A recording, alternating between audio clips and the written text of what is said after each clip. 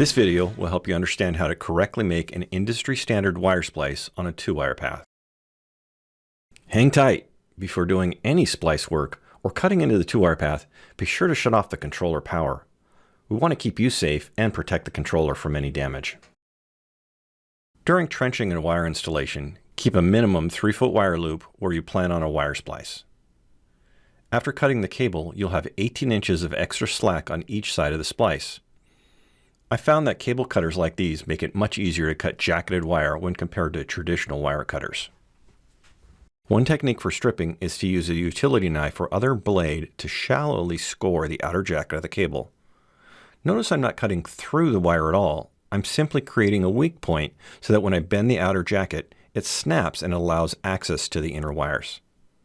This technique works quite well for wires that are in a twisted pair.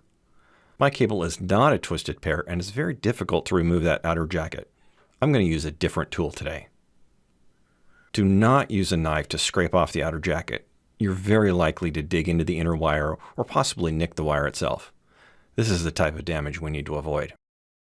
The preferred tool is commonly called a potato peeler or a UF cable stripper. I'll use this tool to remove a thin layer of the outer jacket and not damage the inner wire. After doing this for both sides of the wire, it's relatively easy to remove the inner wire.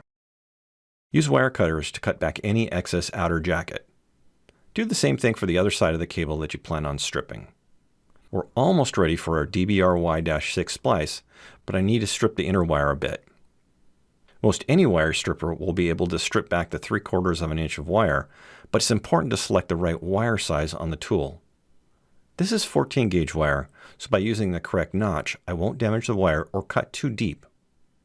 These automatic strippers that I used on the second cable are much easier, but either tool works fine. If you strip back more than 3/4 of an inch of wire, now's the time to trim it back. You don't want any uninsulated wire sticking out of the splice. For this 3-way splice, I'll connect all the red wires together using a wire nut. There's no need to pre-twist the wire. Just insert and turn until it starts to bite. After that, keep twisting until there are a few twists in the wire on the outside of the wire nut. That's an indicator of good tension between the wire and the wire nut. For the other side of the splice, align all 3 black wires and twist the wire until the wire starts to wind up. Some people choose to test their wire splices at this point. If you do, make sure you don't miss the critical step of waterproofing them with the gel-filled cylinders. The 2 wings on the wire nut must line up with the 2 grooves on the insulating tube. So open the cap, insert the wire, and push it all the way until it's fully seated. Notice that I still have a gap at the bottom. I need to push it in further. Move the wires into the 3 notches near the top and check that there are no voids in the fill material that would allow water in. With the wires out of the way, close the lid and snap it into place. Repeat the process with the other side. Align, twist, insert, check for voids, and close the cap. If you're using smaller flexible wire and it's difficult to push it in, you can use a non-conductive probe, like a stick, to push it in. But like before, watch for voids in the fill material that might compromise your waterproof splice. If you ever open up an installed splice, you need to replace it. DBRY-6 splices are single use and can't safely be used more than once.